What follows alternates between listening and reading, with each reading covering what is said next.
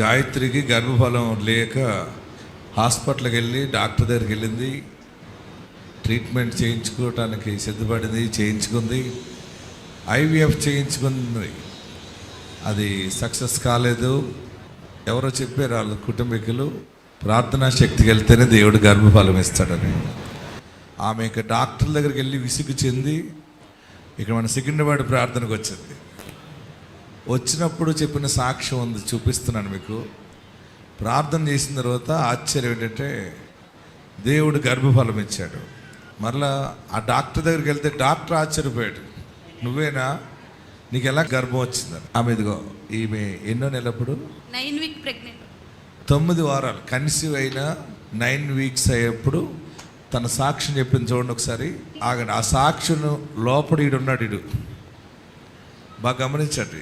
వాక్యం ఎంత సత్యమో చూపిస్తున్నాను మీకు. దేవుని నామానికే మహిమ కలుగును గాక. మాకైతే మ్యారేజ్ అయ్యి 5 ఇయర్స్ అవుతుందండి. గర్భఫలం లేదు. మేము ఎన్నో ప్రయత్నాలు చేసాం, అయినా ప్రతి ప్రయత్నం కూడా ఫెయిల్ అయింది.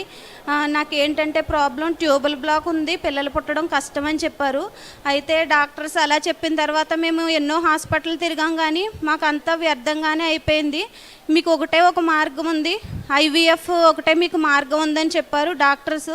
ఆ ఐవీఎఫ్ కూడా మేము ఎంతో ప్రయత్నించాం, అది కూడా ఫెయిల్ అయింది. అయితే ఒకరోజు మా పెద్దమ్మ గారు వాళ్ళ అమ్మాయిలు ఉప్పలగుప్తం వెళ్ళారు ఒకసారి. అది చూసి నాకు ఫోటో పెట్టారనమాట.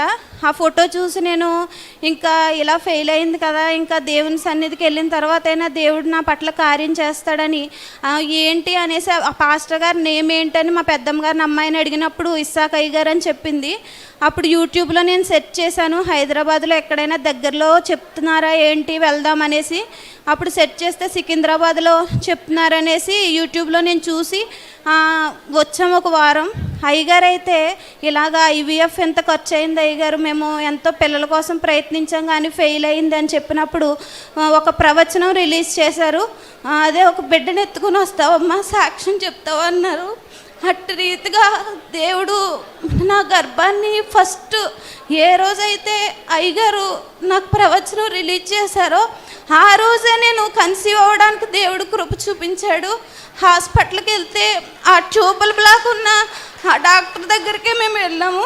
ఆ డాక్టర్ ఆశ్చర్యపోయే విధంగా నీకెలా ప్రెగ్నెన్సీ వచ్చింది అనే ఆశ్చర్యం దేవుడు నా జీవితంలో కలుగు చేశాడు.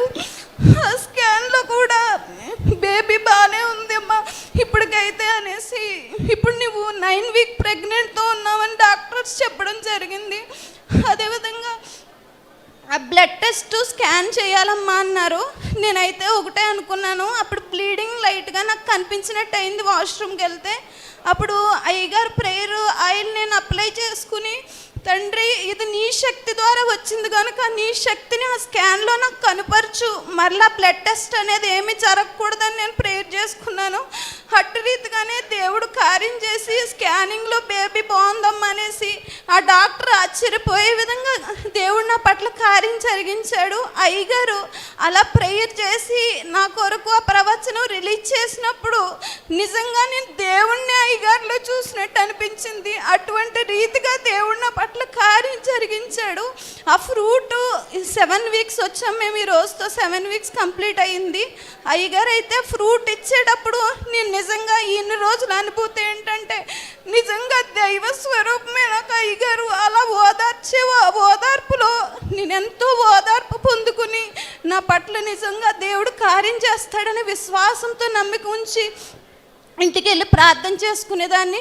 ప్రభువా, అనేకులను నాకు గర్భఫలం ఇస్తే నీ సన్నిధికి నడిపిస్తాను, నాలాంటి బాధ అనుభవించే వారిని అనుకుని తీర్మానం తీసుకున్నాను. అలాగే ఒకరిని ఇప్పటికి నీ సన్నిధికి, దేవుని సన్నిధికి నడిపించాను. ఈ చిన్న సాక్ష్యం దేవుడు దీవించునుగా. గట్టిగా చప్పట్లు కొడదాం. ఈరోజు అక్కడ పొట్టలో ఉన్నాడు 9 వారాలు, అప్పుడు విన్నాం. ఇప్పుడు స్టేజ్ మీద అక్షరాభ్యాసం చేశాం. అంటే దేవుడు మన పట్టణంలో ఉన్నాడు. ఆమేన్. దేవుడు ఎక్కడున్నాడు? పట్టణంలో ఉన్నాడు. దేవుడి కుటుంబాన్ని ఆస్వాదించునుగాక.